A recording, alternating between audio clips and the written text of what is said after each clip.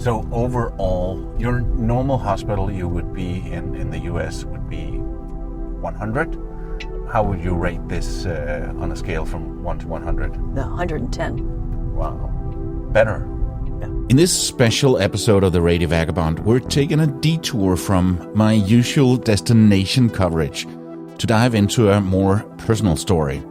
You might remember that a few episodes ago, my travel friend Cynthia had a traffic accident in Baku, Azerbaijan. Well, things took an unexpected turn when we arrived to Georgia.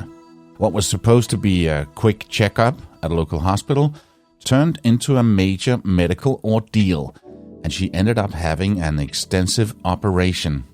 In this episode, Cynthia will share her story in her own words, saying that the hospital was better than the best. But, spoiler, later, when she got back to Florida, she discovered that they didn't set her hand correctly, which has left her with lifelong issues. So get ready for a roller coaster of emotions as we recount what it's like to deal with doctors, hospitals, and medical procedures in a foreign country. My name is Palabo, and this is the Radio Vagabond, the operation abroad that changed everything. This is the Radio Vagabond. If you have heard the first episode from Georgia, you might remember that we went to lunch the first day and got some comfort food with a lot of cheese. And we definitely needed comfort after our escape from the police in Azerbaijan. Remember that? Previously on the Radio Vagabond. Out of nowhere, she got hit by a car that was backing up on the highway. She fell on her arm and it looked pretty messed up. And I don't remember anything after that. After that, I woke up on the ground and you were there and the people from the taxi and the driver were there. The driver freaked out and rushed us to a hospital where the doctor popped the hand back into place in a crowded doctor's office with a lot of people hanging out, including a couple of kids. Yeah, it was that crazy. When they physically put me back together, and they kept pouring anesthesia in it, and those two guys who claimed to be orthopedists put me back together. Meanwhile, the police showed up, clearly sniffing around for something. And that something might have been a bribe. Our local friend knew a lawyer that advised us to, quote-unquote, get out of the country now. And we didn't need to be told twice. We packed up and rushed to the airport. We left the country to flee the crooked cops.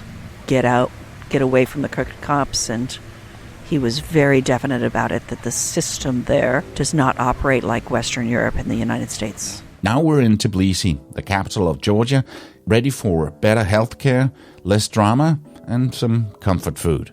More about that in a minute when the program continues. We'll be right back. Have you ever noticed that finding a decent hotel, it's like winning some kind of internet scavenger hunt? Oh, tell me about it. It's like you open Alice tabs. Yeah. Comparing prices everywhere. Hoping you haven't missed a better offer somewhere else, you know? Absolutely. And that's what we're looking at. Yeah. This site, hotels25.com. Okay. Which claims it's going to make booking travel way easier and cheaper. Yeah, it's definitely tapping into a major pain point for travels these days. Right. People want simplicity. Yeah. Especially with travel planning being so stressful these days. It can be so overwhelming. Yeah. And hotels25.com is this all-in-one solution. Okay. It's the super powerful search engine. Gotcha. So instead of you going to booking.com and Expedia, right. Kayak. Yeah, a million tabs. It pulls all those prices into one place. That's the idea. Yeah. Yeah, and that seems to be their big selling point. Well, and they're right. I mean, saving time is a huge deal. Who has the time?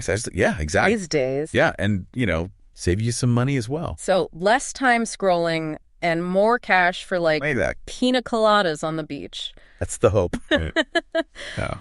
Hotels25.com. Yeah. I, for one, I'm ready to put them to the test for my next trip. Sign me up. I'm here for it. Yeah, I think we can all get behind that. He's the radio vagabond, podcasting his way across continents and cultures. Man, he's got it made. This is the Radio Vagabond podcast. The accident happened Friday night. The next day, our first day in Georgia, Cynthia spent the most of the day searching for the best hospital in the city and making an appointment with some help from the American embassy. According to the rules, the nice woman at the embassy wasn't allowed to recommend a specific hospital. So Cynthia asked her this way: if it was your mother, which hospital would you take her to?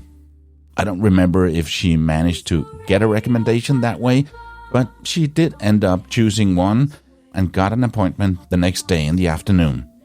Here I am, 12 hours later, in the middle of the night, explaining what happened. After the amazing lunch with the local food, it was time for Cynthia to go to a checkup at the hospital recommended to her. And it's a private hospital here in Tbilisi.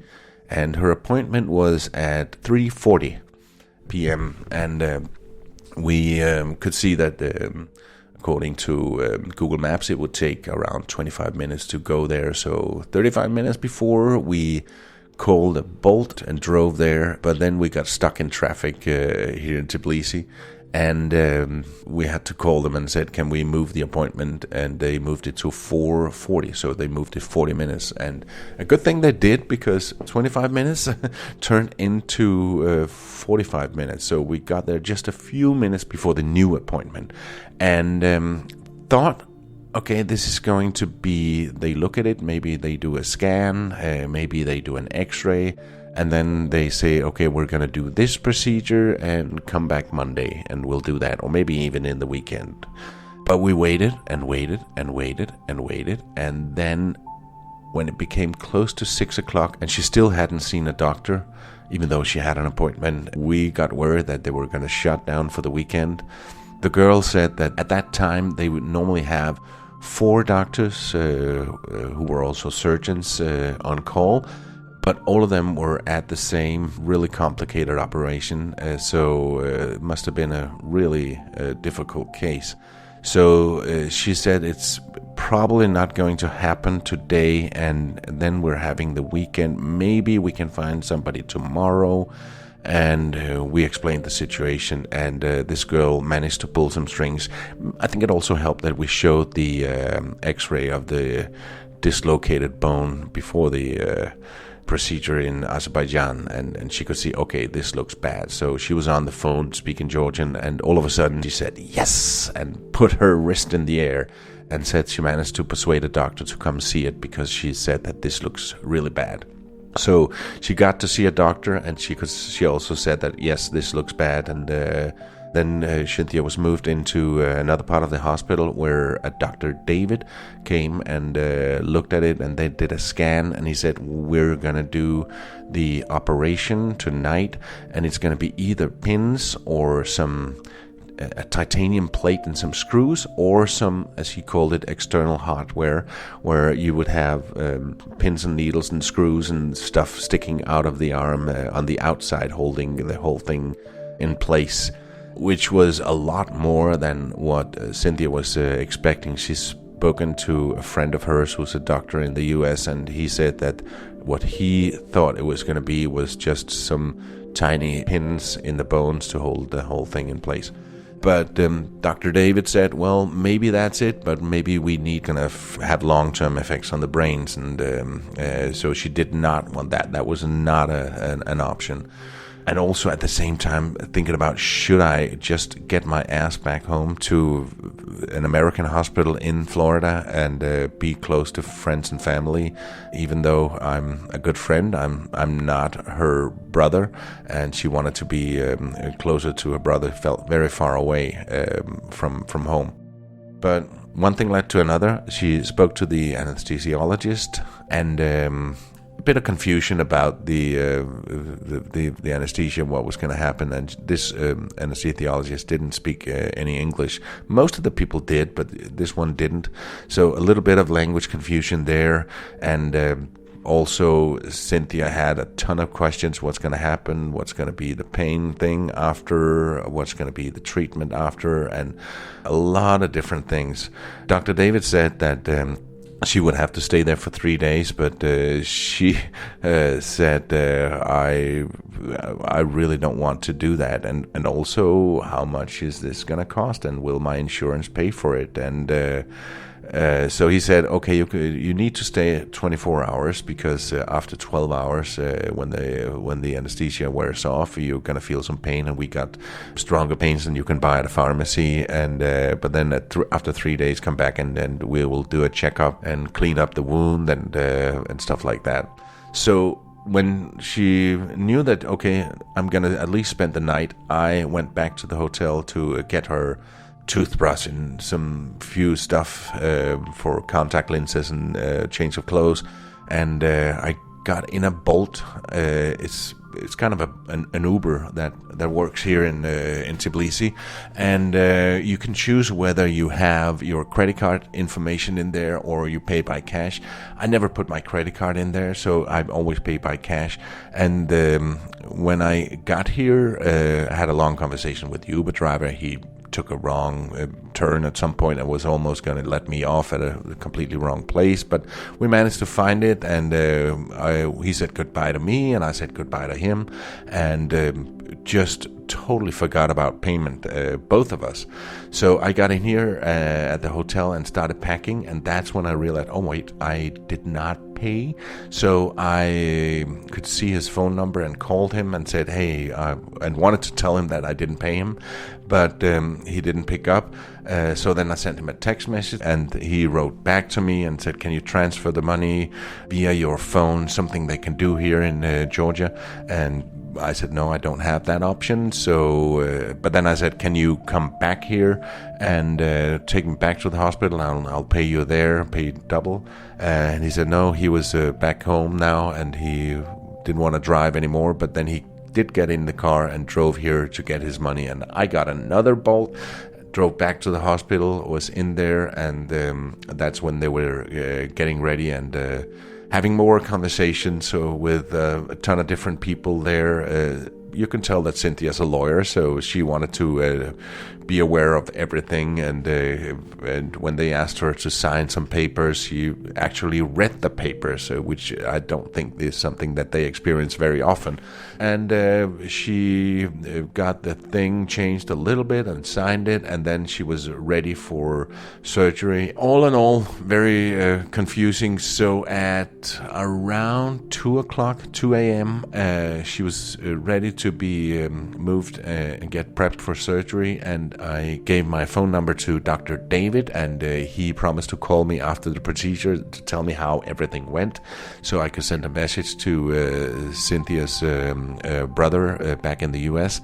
So I am now back at the hotel, and I'm going to try to get a little bit of sleep before Dr. David calls me in 2 hours or so. Hopefully with good news. A long day that definitely turned out different than any of us were expecting. Over and out. Good night.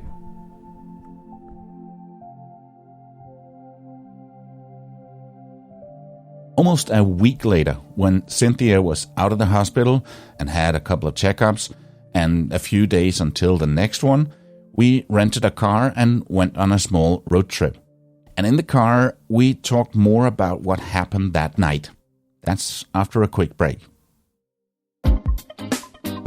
As you know, I'm a digital nomad, and what I do is helping companies and individuals start their podcast and keep them podcasting. This is a guy who's been crafting compelling audio for decades. Decades, yeah. Yeah. It really makes you wonder what stories are still waiting to be told. So maybe it's time to dust off that podcast idea you've been sitting on. Or if you've already got a podcast, but you're looking to level up, really take it to the next level. Sounds like Pally Go might be the guy to talk to. He might just be the missing piece of the puzzle. Let's make some audio magic together. Drop me a line and let's get started. radioguru.co.uk. They said that there were 3 possibilities. There were the pins that you were talking about. Correct. And then there was something with a titanium plate.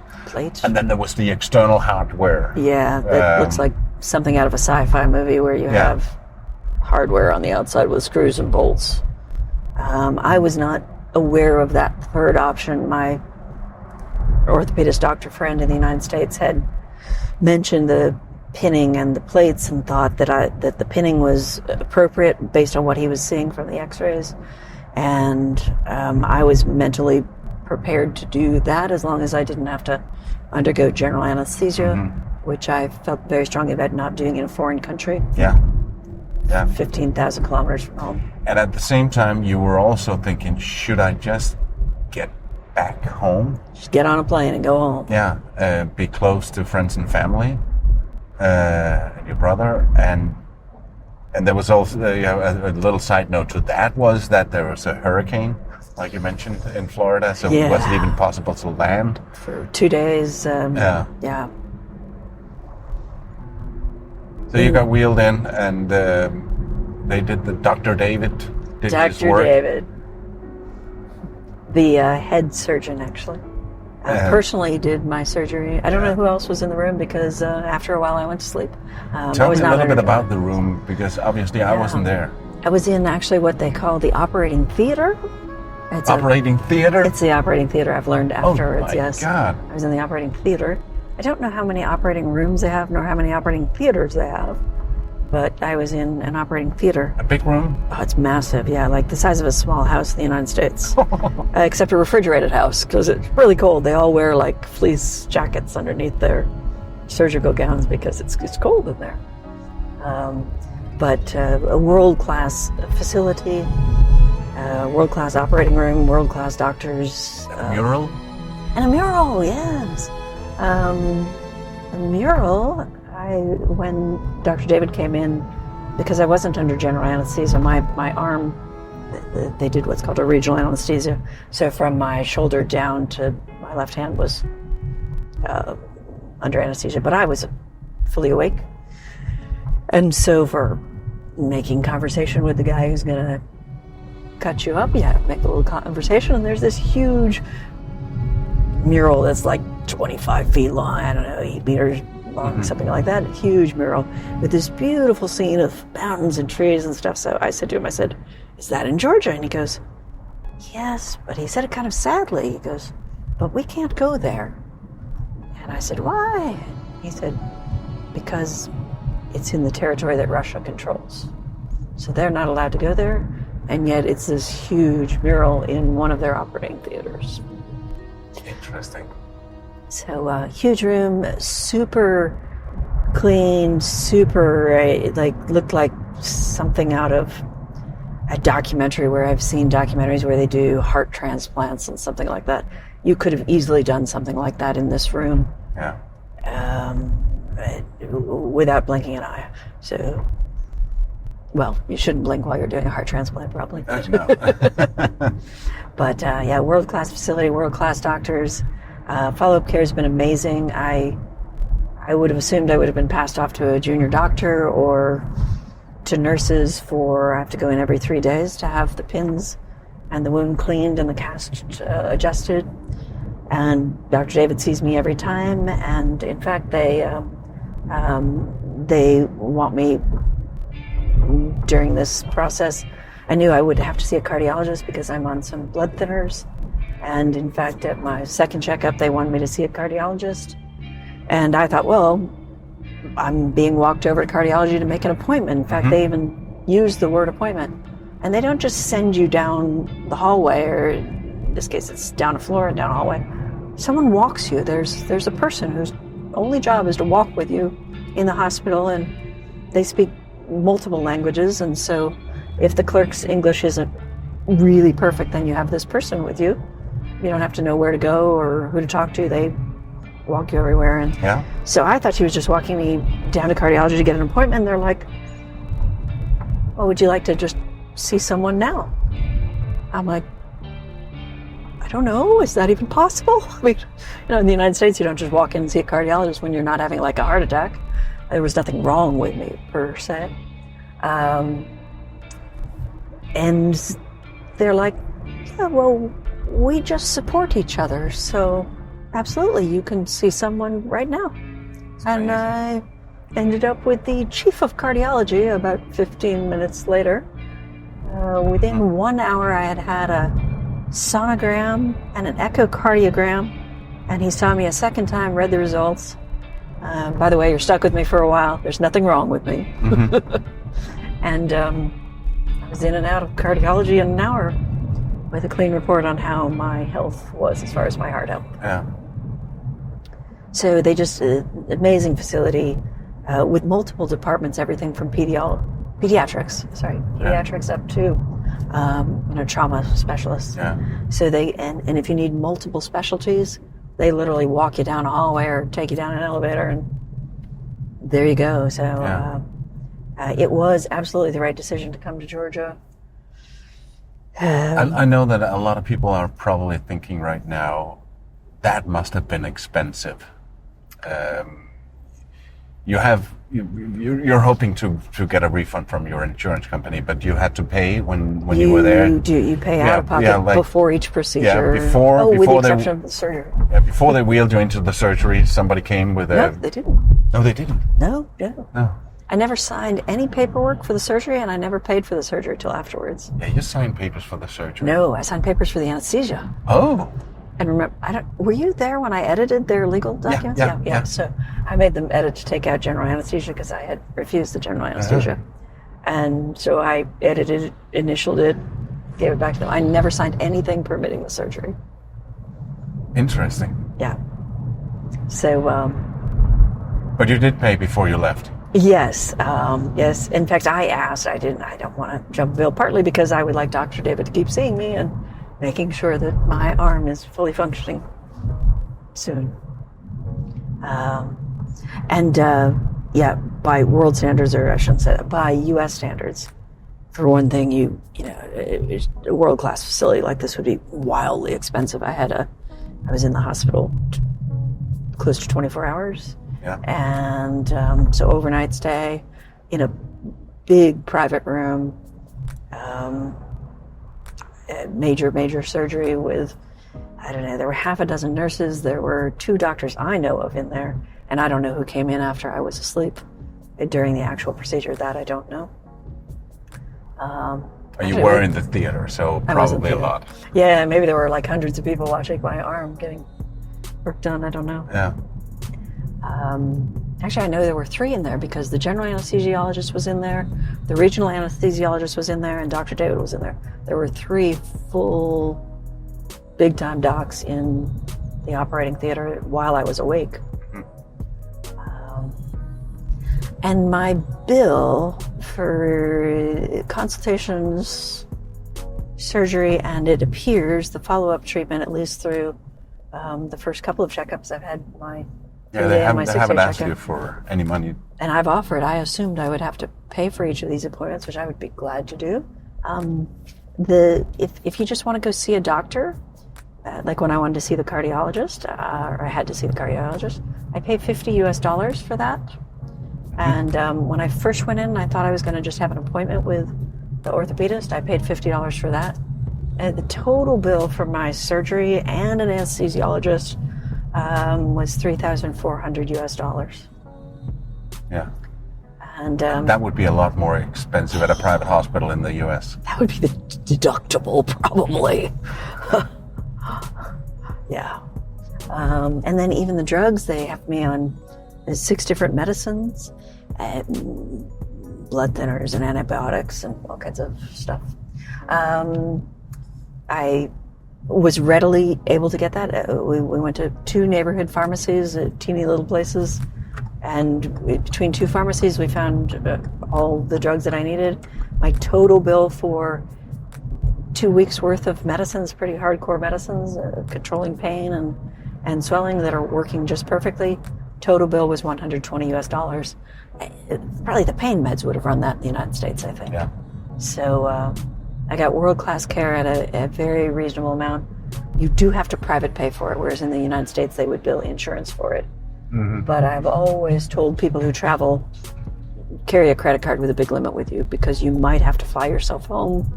You might have to have medical care. I've always told people going on exotic trips, And speaking of flying home, it was the plan that we're going to Armenia for a conference in a few days. And then it was your plan to fly home from there. But you're going back to Tbilisi? Yeah, so I think I originally thought right after the surgery, I didn't realize that I would need every 3 days to see an orthopedist. That was not clear to me when I went into the surgery. And you could have done that in the U.S. But I couldn't fly. No, that's my point. I had intended to fly home and have all my follow-up care there and get a second opinion. Yeah, but talk to me about the not flying. Yeah, so absolutely no flying for 2 weeks, just not kind of sort of no flying. Why? Blood clots. Yeah. And my original plan was to fly home between what would be about 18 to 20 days after this surgery. So I said, how would 18 to 20 days be after surgery? And one guy looked at me and goes, well, I have had business people fly in 10 to 14 days, and their odds are 90 to 95% that it will be okay. So you can probably do that. Yeah, 10% chance of getting a blood clot and dying, but, odds are in your favor. So basically they were saying, please don't fly for 3 weeks. Yeah. I've had a follow-up dialogue with Dr. David about this, and he has cleared me to fly at 3 weeks, but only if I take special medicine before I fly, even at 3 weeks. Yeah. So that is the current plan, would be to go to this festival of international travelers. Yeah. And then come back and see Dr. David one more time, one more cardiologist, and then fly back to the United States. But you won't have me carrying the bags. No, I'm going to have to learn to be an ultralight traveler. Yeah. Travel is possible at any age. Your sense of adventure is just over the horizon. So, reach out and grab it. So overall, if your normal hospital you would be in the US would be 100, how would you rate this on a scale from 1 to 100? No, 110. Wow. Better. Yeah. So if you're ever in Tbilisi and you need medical care, or Azerbaijan or Armenia, go to the American hospital in Tbilisi and ask for Dr. David, specifically for Dr. David. 5 stars. Let's hope no one we know and no one listening to this gets hit by a taxi backing up on a highway. Yeah, if that just happened to you, you're in Baku, taxi starts backing, you break your arm, get to see Dr. David. Exactly. So I am ultimately very grateful that this accident was not worse than it was. This has been, it's been a roller coaster for a while. Yeah. Switching countries, running away from corrupt police, getting a major surgery. But ultimately it could have been much worse. Ultimately I got excellent world-class care, and ultimately, after a couple of days of R&R for me, we have started traveling again. Okay, that's it. That's a wrap. Well, not completely a wrap, because the story doesn't end here. As you could hear, Cynthia was overwhelmed by how good this hospital and Dr. David was. She gave it 110 on a scale of 1 to 100, so better than the best. But when she came back to Florida and had another checkup with American doctors, that changed.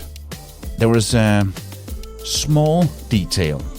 Dr. David apparently didn't know what he was doing and did the operation in a way where some of the bones in her wrist were crossed in the way that they weren't supposed to be crossed. And now she'll never ever be able to turn her hand.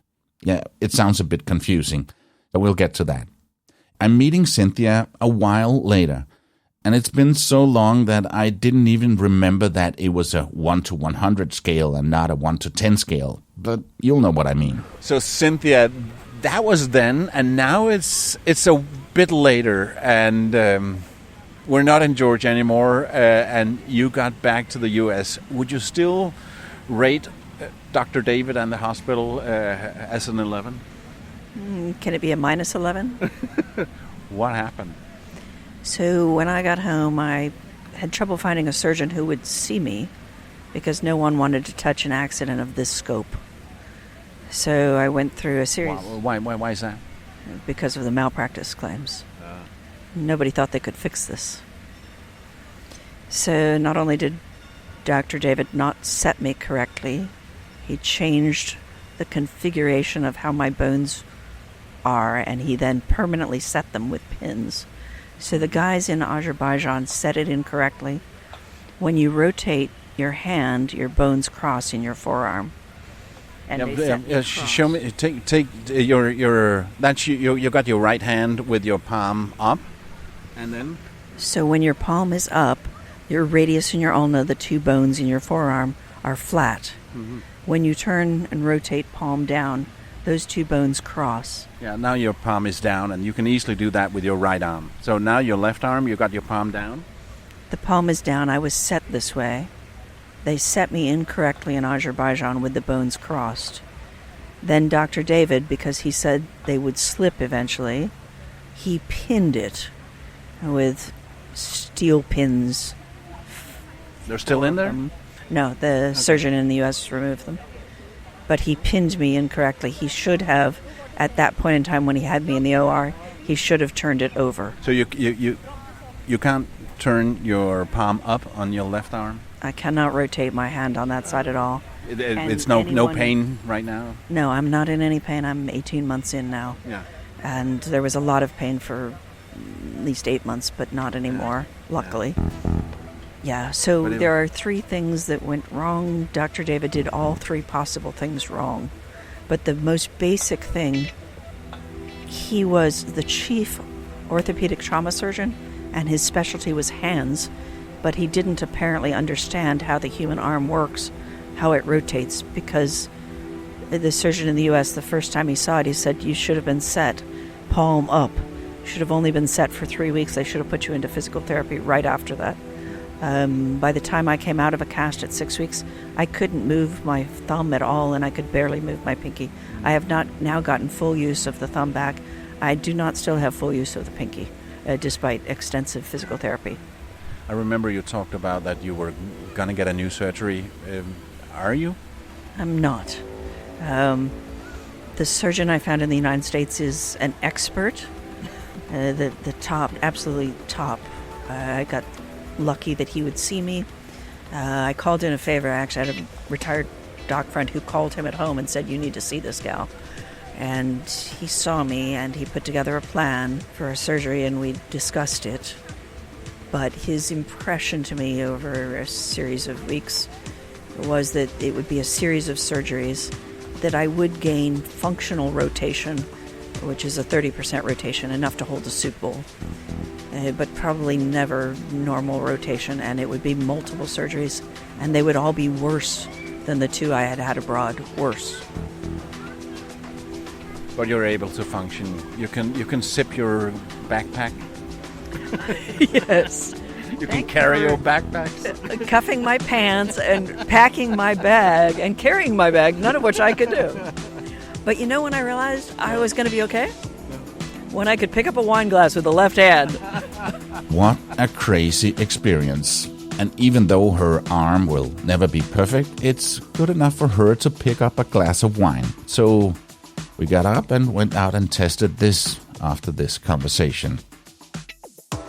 Have you ever had any accidents or misfortunes on any of your trips? Share your stories on the Radio Vagabond on Facebook, or send me a voice message by clicking on the banner on the radiovagabond.com saying, talk to me. You've been listening to the Radio Vagabond. Mind the gap between this episode and the next one. My name is Palabo, and I gotta keep moving. See ya.